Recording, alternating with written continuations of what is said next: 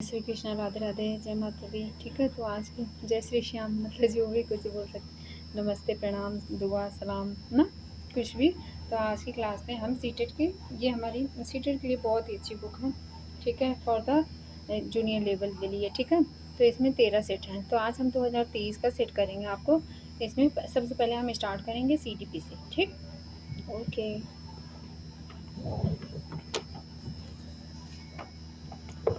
ये आपके सामने सीटेट का पेपर है। ठीक है, सीटेट के पेपर में क्या होता है, सेंटर टीचर एलिजिबिलिटी टेस्ट। ठीक है, सीटेट का क्या फुल फॉर्म है, सीटेट का full form central teacher eligibility test.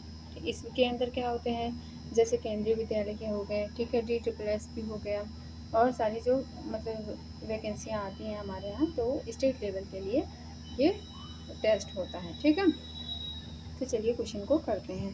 Question को कैसे करते हैं, देखिए, बाल विकास एवं शिक्षा शास्त्र को क्या बोलते हैं, चाइल्ड डेवलपमेंट एंड पेडागोजी। ठीक है, डायरेक्शन क्या दिए गए हैं, अब आपको दिया है, answer the following question by selecting the correct most appropriate option.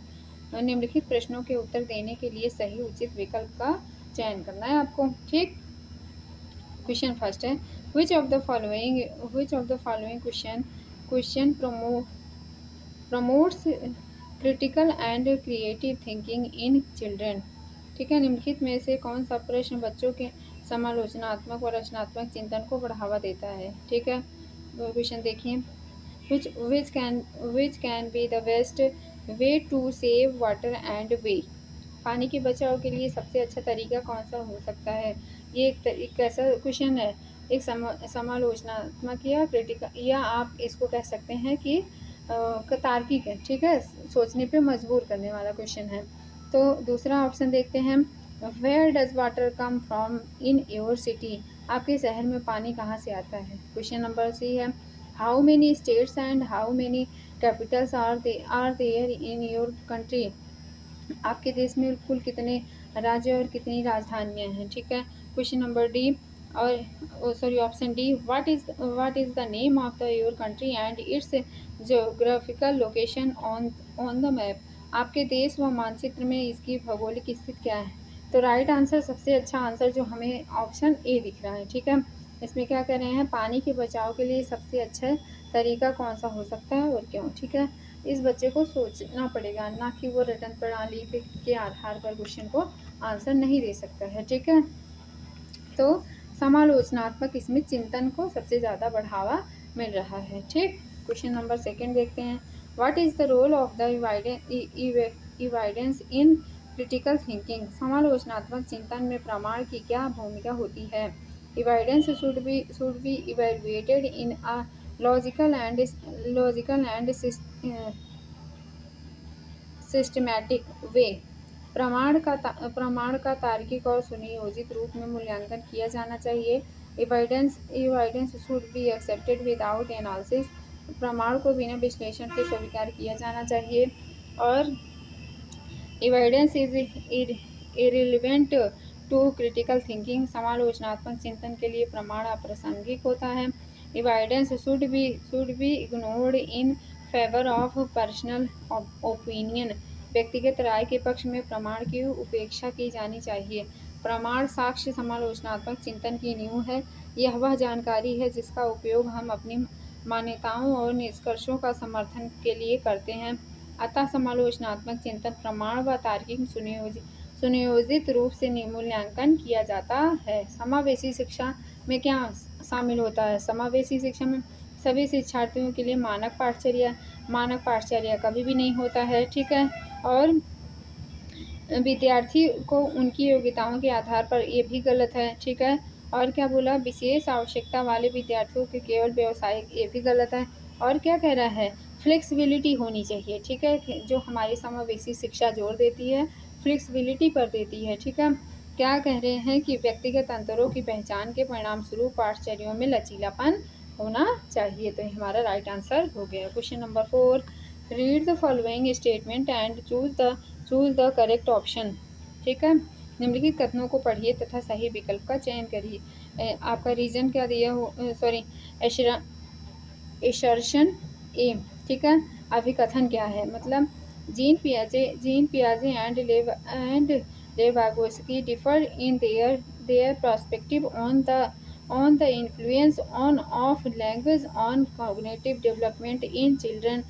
इसका क्या है? बच्चों में संज्ञानात्मक विकास पर भाषा के प्रभाव पर जीन पियाजे और लेवागोस्की के दृष्टिकोण में भिन्नता क्या है? मतलब भिन्नता है। ठीक है, इन्होंने अभिकथन ए दिया है। अभिकथन बी में क्या पूछा है? अभिकथन बी में मतलब रीजन क्या दिया है? रीजन बोल रहे हैं कि in discovery learning teacher provides opportunities and students drive information for themselves. खोज अधिगम में शिक्षा का अवसर प्रदान करता है और विद्यार्थी स्वयं जानकारी प्राप्त करने के लिए क्या होता है? उन्मुख होता है। तो पहला तो सही है। पहला क्या है?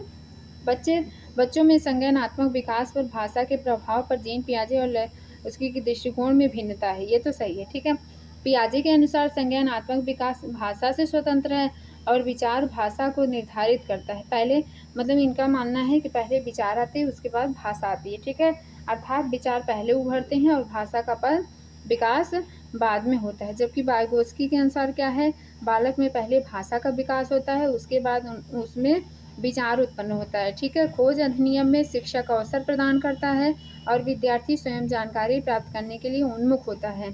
ठीक है, तो इस तरीके से ए और आर दोनों सही हैं, परंतु आर ए की सही व्याख्या नहीं करता है क्योंकि दोनों के टर्म्स एंड कंडीशन अलग अलग हैं। ठीक है, ए भी सही है और आर भी सही है, लेकिन इन दोनों एक दूसरे से रिलेट नहीं करते हैं।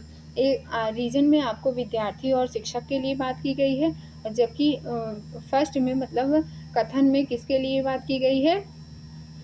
आपके लेवागोस्की और जीन पियाजे के लिए। ठीक, which of the following set correctly mentions the characteristic on which student who are gifted typically differ from the other student in the class।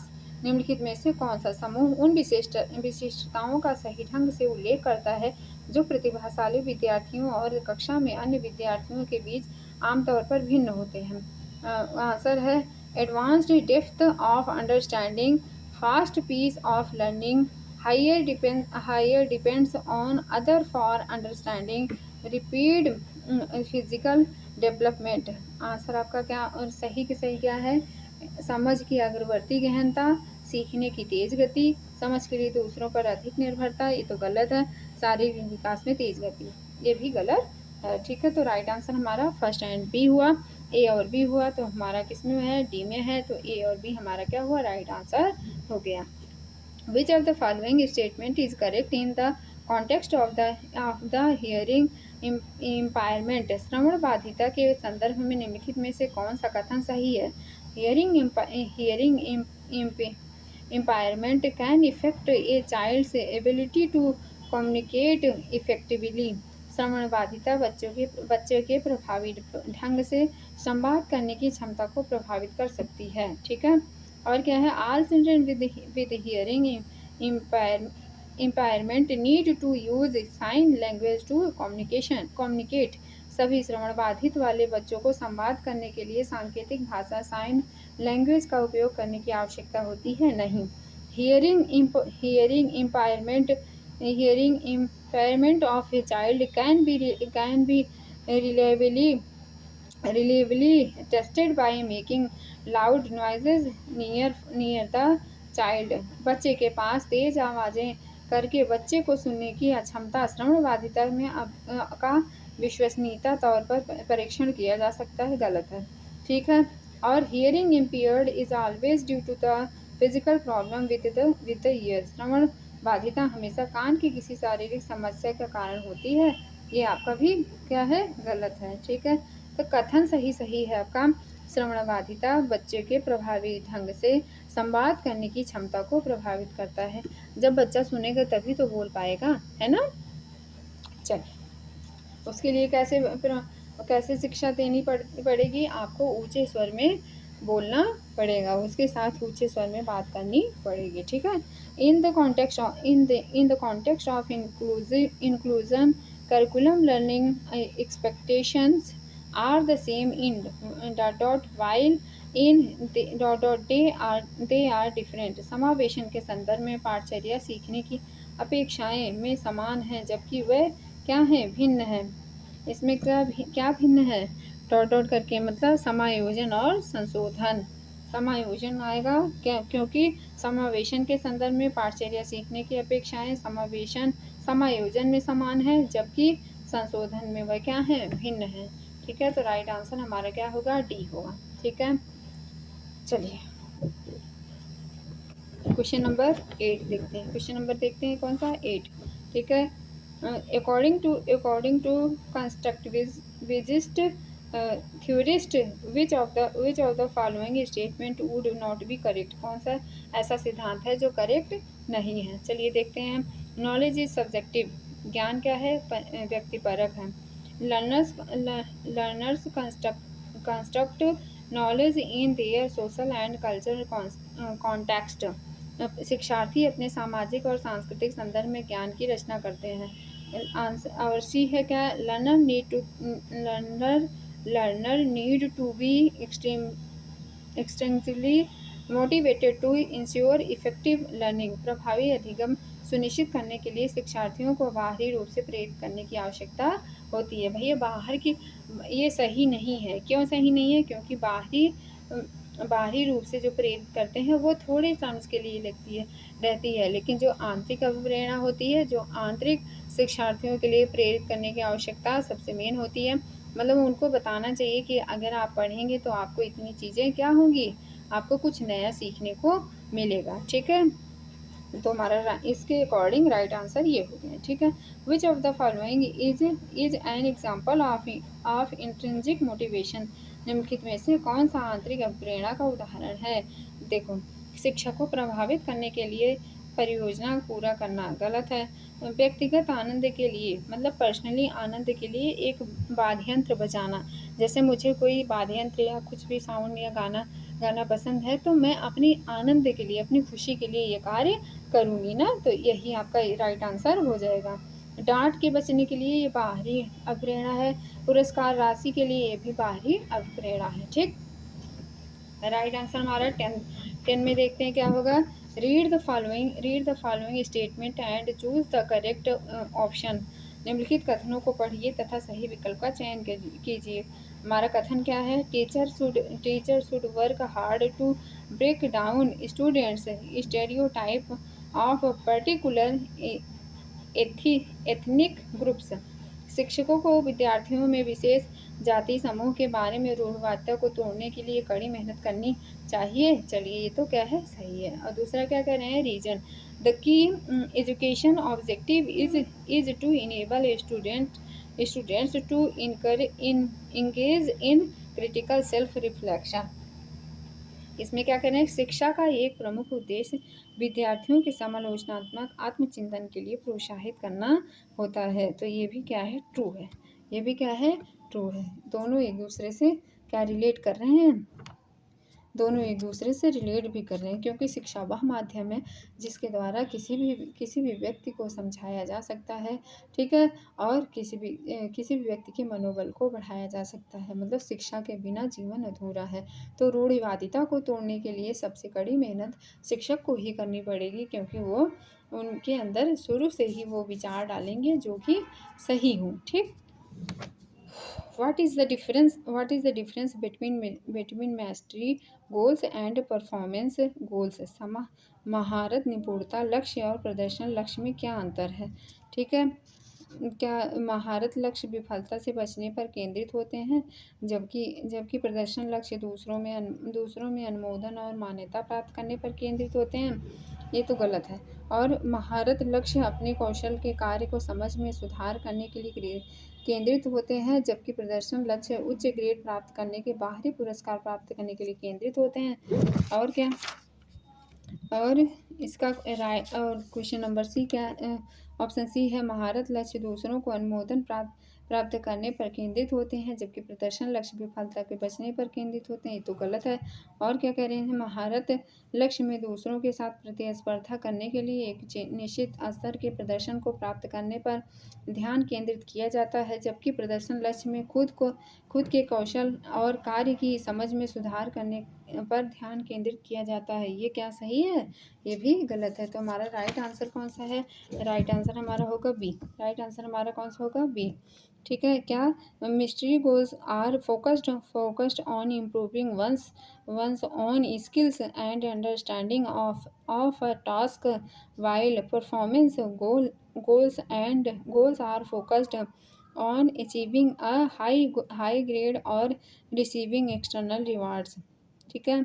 महारत लक्ष्य अपने कौशल और कार्य की समझ में सुधार करने पर केंद्रित होते हैं, जबकि प्रदर्शन लक्ष्य उच्च ग्रेड प्राप्त करने के बाहरी पुरस्कार प्राप्त करने पर केंद्रित होते हैं। तो इसमें क्या दोनों में अंतर है? तो राइट आंसर हमारा कौन सा हुआ? बी हुआ। ठीक है। चलिए क्वेश्चन नंबर कौन सा करते हैं? क्वेश्चन नंबर 12 करते हैं। सिबलिंग रिलेशनशिप, भाई बहनों के रिश्ते होते हैं वो क्या होते हैं? पीयर्स, माता पिता और साथियों के साथ संबंधों में समान है, जो बाल्यावस्था में सामाजिकरण महत्वपूर्ण भूमिका निभाते हैं।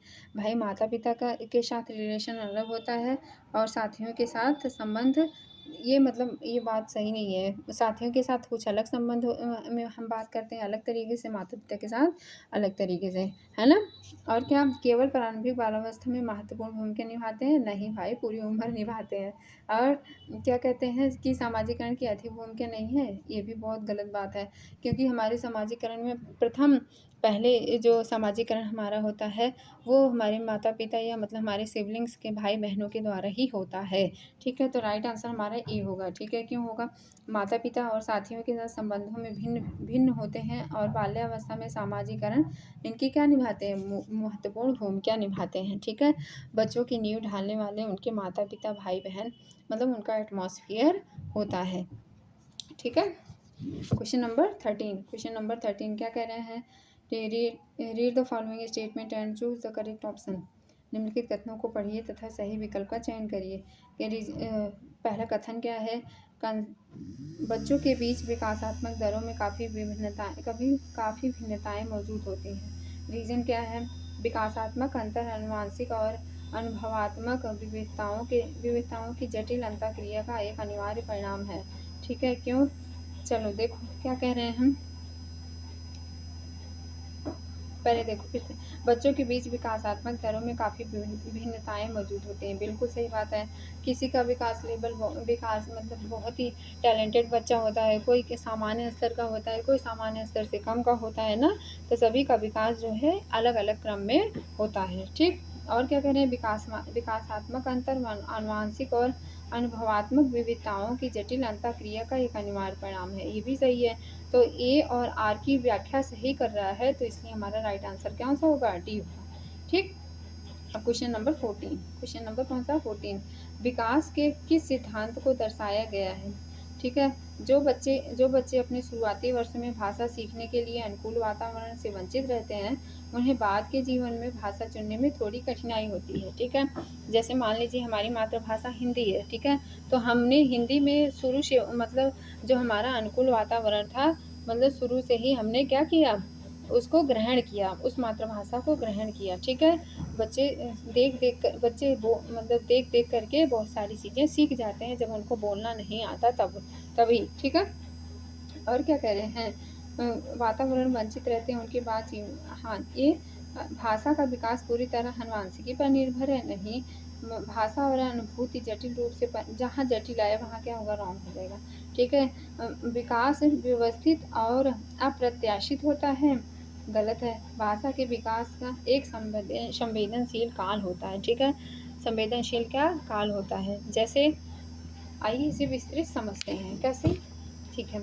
जो बच्चे अपने शुरुआती वर्ष में भाषा सीखने के लिए अनुकूल वातावरण से वंचित रहते हैं, उन्हें बाद के जीवन में भी भाषा चुनौती में थोड़ी कठिनाई होती है। ठीक है। क्यों? यह कथन दर्शाता है कि भाषा के विकास का एक संवेदनशील काल होता है, जिसे प्रारंभिक बाल्यावस्था कहते हैं। ठीक है। जो बाल्यावस्था में जो चीज़ें हम मातृभाषा सीख लेते हैं, उतने सुचारू रूप से और अन्य अवस्थाओं में नहीं सीख सकते। सकते, ठीक है। जीवन के पहले 3 वर्षों की शुरुआत में बच्चे 300 से 1000 शब्दों के बीच एक बोली जाने वाली शब्दावली विकसित करते हैं और वे अपने आसपास की दुनिया के बारे में जानने और उसका वर्णन करने के लिए भाषा का उपयोग करने में क्या होते हैं, सक्षम होते हैं। क्वेश्चन नंबर 15, वह विद्यार्थी जो पठन वैकल्य से जूझ रहे हैं उनको पढ़ना सिखाया जा सकता है कैसे?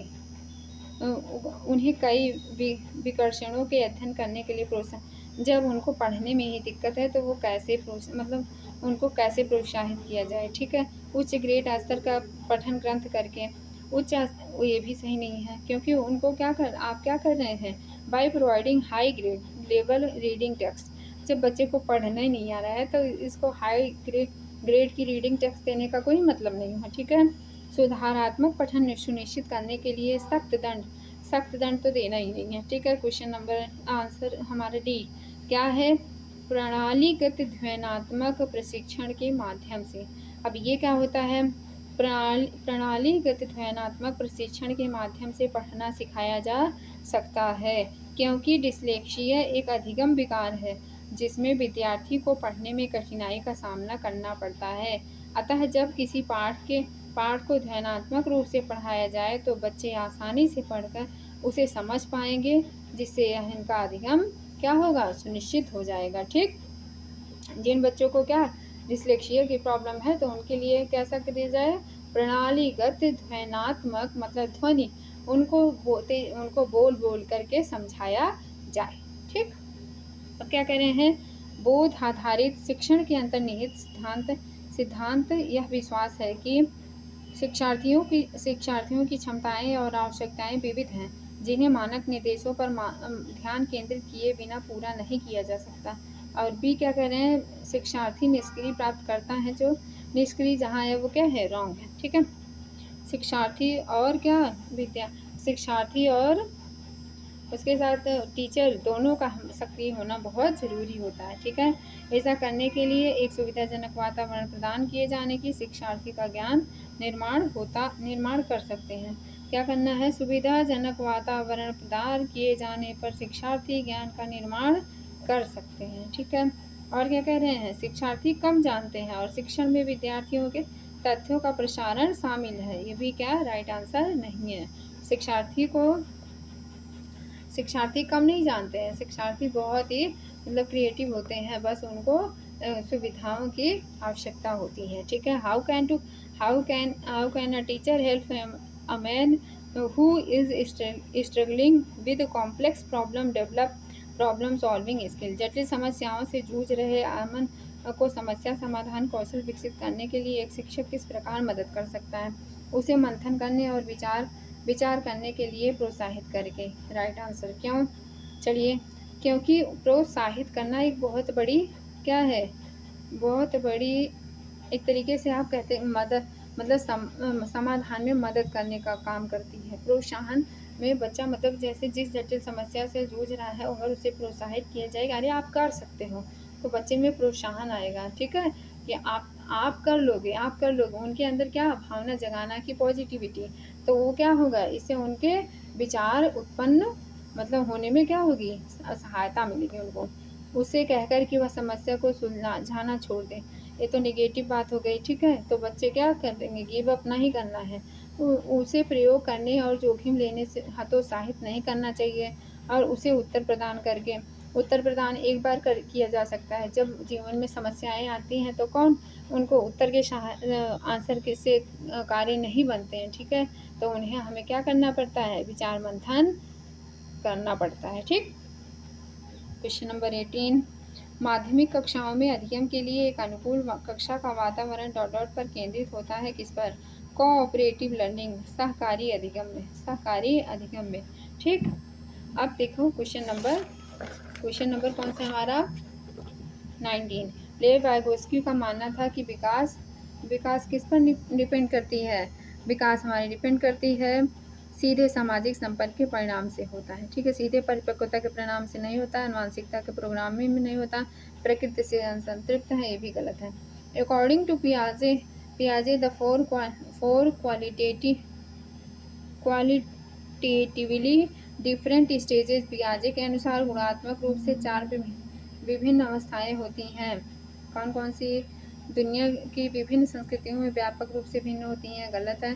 उदाहरण देकर समझाती हैं। बच्चों का मन लघु वयस्क मन होता है, गलत है। बच्चों के जेनेटिक कोड पर निर्भर होता है, ये भी गलत है। बच्चों के विकास के सार्वभौमिक पैटर्नों का प्रतिनिधित्व करती हैं, ये सही। ठीक है। निम्नलिखित में से कौन से पियाजे के संज्ञानात्मक विकास के सिद्धांत की सीमा है? कौन? वह संज्ञानात्मक विकास में भाषा की भूमिका पर अत्यधिक बल देती हैं, या वह संज्ञानात्मक विकास में व्यक्तिगत विभिन्नताओं को ध्यान में नहीं रखती हैं, या वह संज्ञानात्मक विकास में जैविक कारकों की भूमिका को ध्यान में नहीं रखती हैं, या वह संज्ञानात्मक विकास पर सांस्कृतिक और सामाजिक कारकों के प्रभाव को ध्यान में नहीं रखती हैं। हमारा डी आंसर राइट हो गया। ठीक है। सिद्धांत की सीमा क्या है? वह संज्ञानात्मक विकास पर संस्कृत और सामाजिक कारकों के प्रभाव को ध्यान नहीं रखती हैं। ये हमारा राइट आंसर होगा इसके अकॉर्डिंग। ठीक। क्वेश्चन नंबर 22 क्या कह रहे हैं हम? कथन क्या है? कथन है प्रत्येक वर्ष लता जो कि कक्षा 7th की शिक्षिका है, उनके क्षेत्रों में कैरियर पर चर्चा करने के लिए एक महिला गणित प्रोफेसर और एक पुरुष नर्स को अपनी कक्षा में आमंत्रित करती है। रीजन क्या है?